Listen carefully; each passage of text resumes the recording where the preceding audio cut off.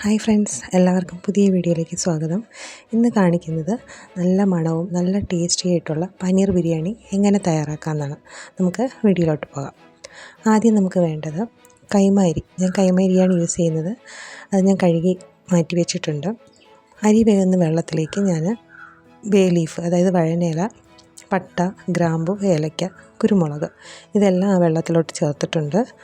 വെള്ളം തിളച്ച് കഴിഞ്ഞ ശേഷം കഴുകി വെച്ചിരിക്കുന്ന അരി ഞാൻ ചേർത്ത് കൊടുത്തു. ഉപ്പും കൂടി ഇട്ട് കൊടുത്തു വെള്ളത്തിലിട്ട്.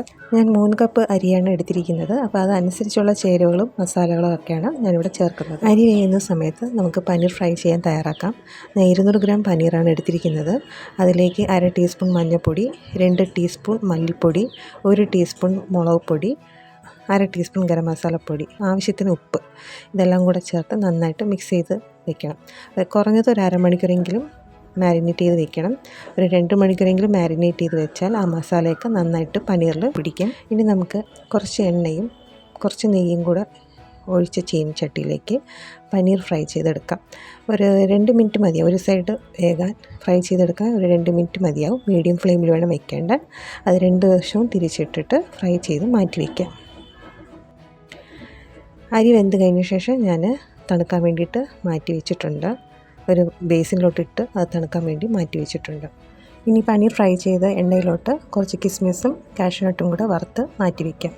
ആ എണ്ണയിലോട്ട് തന്നെ, ആ ചീഞ്ചട്ടിയിലോട്ട് തന്നെ കുറച്ച് നമുക്ക് ആവശ്യമുണ്ടെങ്കിൽ എണ്ണയും നെയ്യൊക്കെ ചേർത്ത് കൊടുക്കാം. അതിലോട്ട് 2 സവാള വഴറ്റിയതും കുറച്ച് കറിവേപ്പിലയിട്ട് വഴറ്റണം. അതിലേക്ക് 1 ടീസ്പൂൺ ഇഞ്ചിയും 1 ടീസ്പൂൺ വെളുത്തുള്ളി ചതച്ചതും കൂടെ ചേർത്ത് നന്നായിട്ട് വഴറ്റിയെടുക്കണം. നന്നായിട്ട് വഴന്ന് കഴിഞ്ഞ ശേഷം ഒരു വലിയ തക്കാളി അരിഞ്ഞ് ചേർത്ത് കൊടുക്കാം. അത് നന്നായിട്ട് വഴന്ന് കഴിഞ്ഞ ശേഷം മഞ്ഞൾപ്പൊടി, 1/2 ടീസ്പൂൺ മഞ്ഞൾപ്പൊടി, 1.5 ടേബിൾ സ്പൂൺ മല്ലിപ്പൊടി, 1/2 ടേബിൾ സ്പൂൺ മുളക് പൊടി, പിന്നെ കുറച്ച് ചിക്കൻ മസാല, അതൊരു 1 ടീസ്പൂൺ വരും ചിക്കൻ മസാല. ഇതെല്ലാം കൂടെ ചേർത്ത് നന്നായിട്ട് വഴറ്റിയെടുക്കാം. അതിലോട്ട് അരിഞ്ഞ് വെച്ചിരിക്കുന്ന മല്ലിയിലയും കുറച്ച് പുതിനയിലയും കൂടെ ചേർത്ത് നന്നായിട്ട് മിക്സ് ചെയ്തെടുക്കാം. നമുക്ക് ആവശ്യമുണ്ടെങ്കിൽ എണ്ണയും നെയ്യൊക്കെ ചേർത്ത് കൊടുക്കാം വഴറ്റാൻ വേണ്ടിയിട്ട്. ഞാനിവിടെ എണ്ണയും നെയ്യും കൂടെ ചേർത്ത് മിക്സാക്കിയ ശേഷമാണ് വഴറ്റിയത്. അപ്പോൾ നല്ലൊരു മണം ഉണ്ടാവും. ഇനി 1/2 കപ്പ് തൈര്, അതും കൂടെ ചേർത്ത് നന്നായിട്ട് മിക്സ് ചെയ്തെടുക്കാം.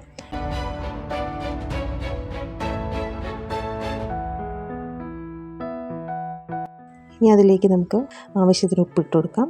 അത് നന്നായിട്ട് മിക്സാക്കിയ ശേഷം നമ്മൾ ഫ്രൈ ചെയ്ത് വെച്ചിരിക്കുന്ന പനീറൂടെ മിക്സ് ചെയ്തെടുക്കാം.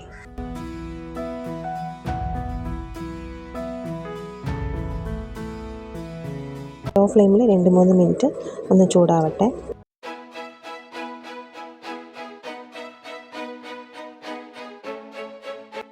ഇനി നമ്മൾ തണുക്കാൻ വെച്ചിരിക്കുന്ന ചോറിലേക്ക് കുറച്ച് നെയ്യ് ഒഴിച്ചു കൊടുക്കാം.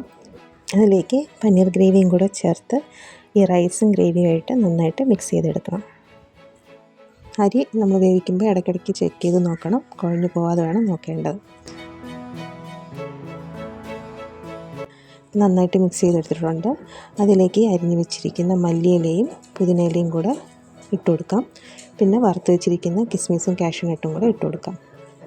അപ്പോൾ നല്ല ടേസ്റ്റും നല്ല മണമുള്ള നല്ല ഫ്ലേവറായിട്ടുള്ള ഒരു ബിരിയാണിയാണ്. എല്ലാവരും തയ്യാറാക്കി നോക്കണേ. ഇതിൻ്റെ കൂടെ കഴിക്കാൻ വേറെ കറിയൊന്നും ആവശ്യമില്ല. നല്ല സാലഡും പപ്പടവും മാത്രം മതി.